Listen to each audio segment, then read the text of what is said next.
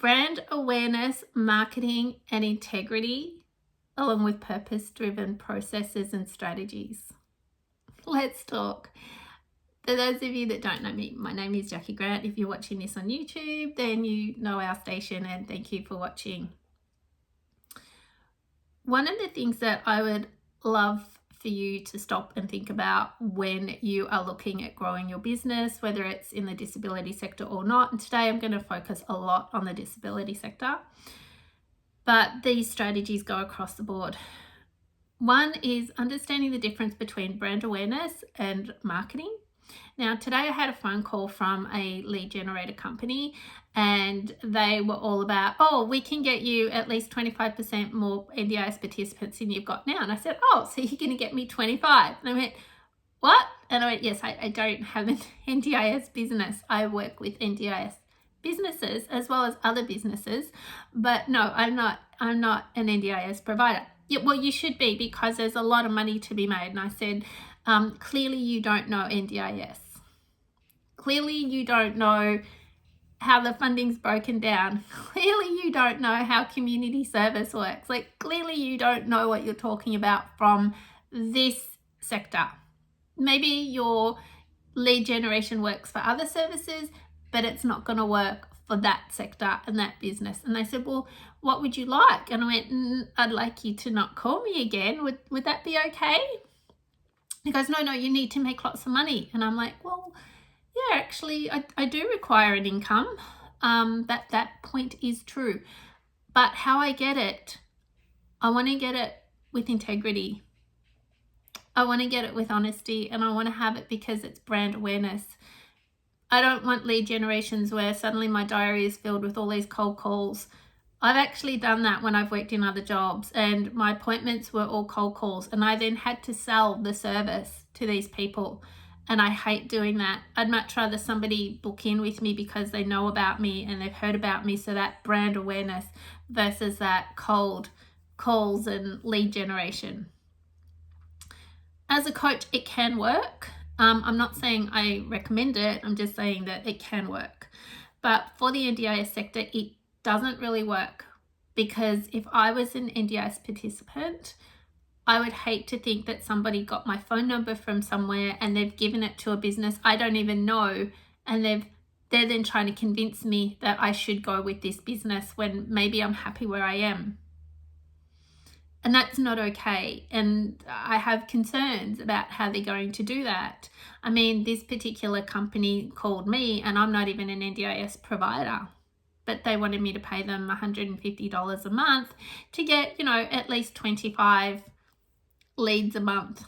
Now, if I was a 1,000 participant business, technically speaking, that would be 250 calls a month. Now, that's crazy. So when you're growing your business, a couple of things that you could think of. Know your business personality type, and we have the assessment tool for that, which I've been using for over 15 years, and it works really, really well.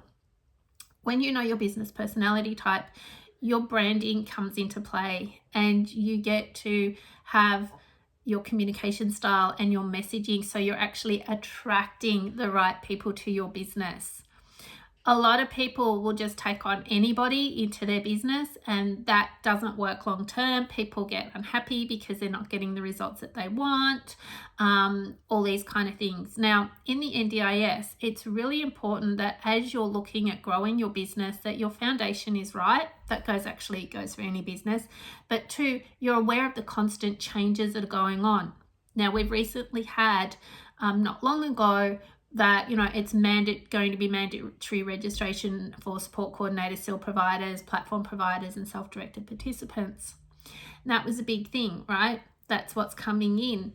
But now, just this week, middle of April 2025, we've heard that they're now working on the navigator role, and they want the new framework for plans. It has to start from the 1st of September 2025 with a transitional period of 5 years, which may take 5 years or it may take less. We don't really know until it gets going. And they're talking about needs assessments, and they're talking about all these other things.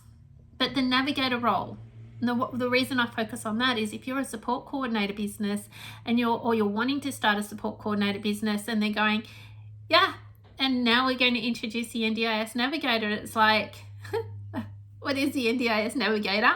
And should I start a support coordinator business because maybe in 12 months' time I won't have a business?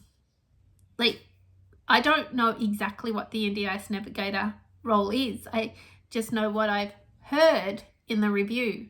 So from a business perspective, these are really important things that as you're growing your business, as you're putting the feelers out to spread your wings in what you offer, really important that you do some research.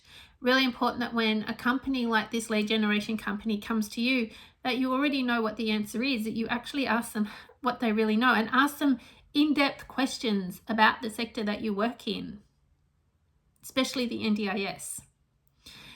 And look at who you're working with. Are they locking you into certain contracts that you can't work with anyone else? Like, I do coaching with people, but I will often work side by side with a consultant or another coach because that other coach may have something that I don't. Like, their skill set might be even better. So I'm happy to work side by side with that other person, that we work towards a common goal for the business or the person that we're working towards or with. So, for example, I have a client at the moment and they're wanting to become NDIS registered. There's a couple of key points in their business that is not my strength. So I've actually referred them onto someone else there. So we often say, all right, you do this part, I'll do this part. And we're like, okay, we're going to do this together. So I do my bit and then the other person does their bit and then the provider, so the business actually does their bit. And the beauty of coaching is that you actually have your own things to do, which helps you to be even more transparent. It'll help you be more connected to your business messaging.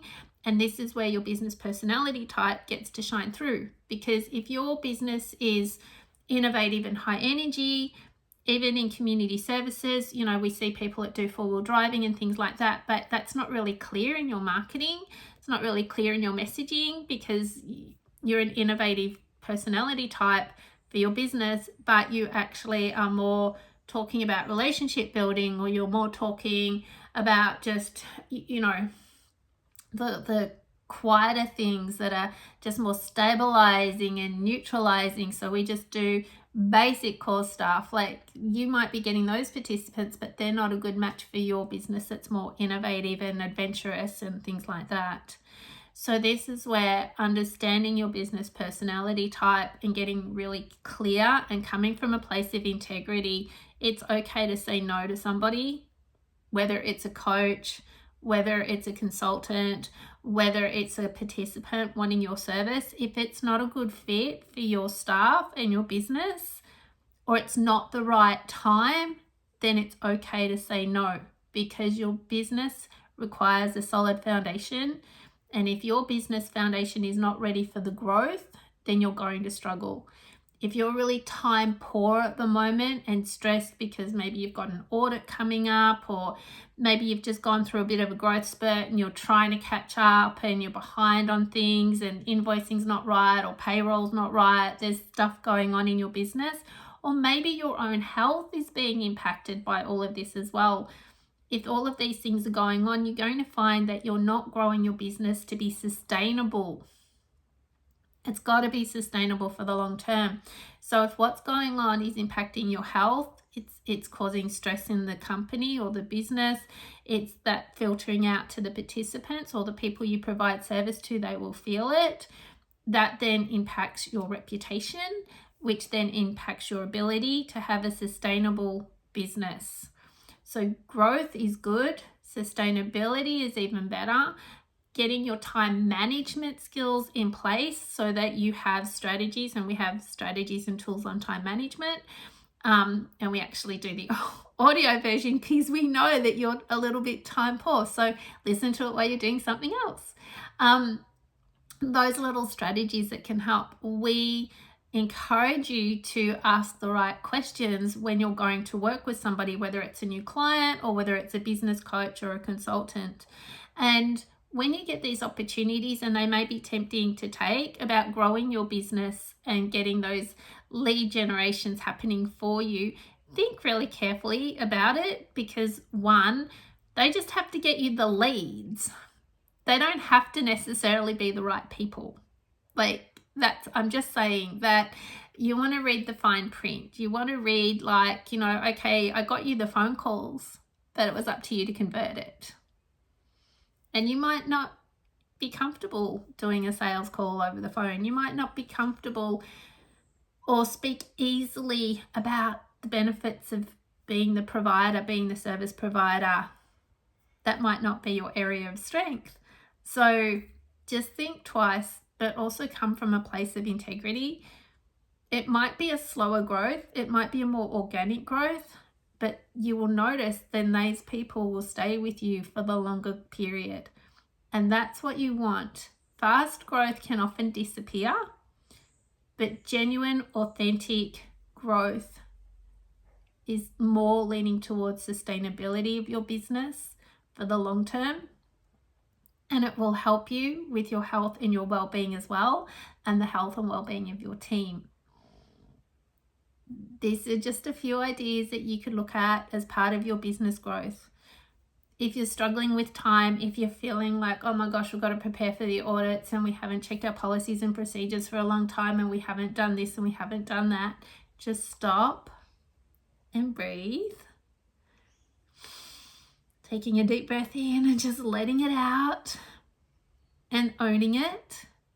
Oh my gosh, I'm feeling overwhelmed right now because I have so many things to do.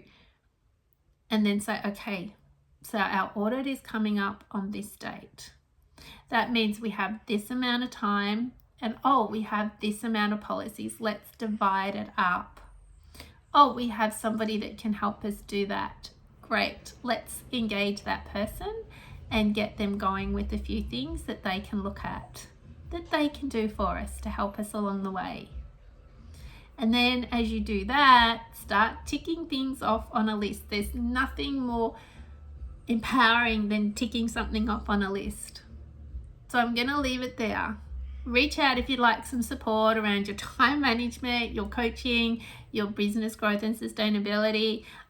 Explore some of the tools that we have. I've got a new book. I've got 3 new books coming out really, really soon, and some of them are going to have audio aspects to them as well. So there's going to be some things where you can actually listen to parts of it and things like that, because we know that time is money and time is energy, and sometimes it doesn't feel like there's enough going around. So taking care of you as well.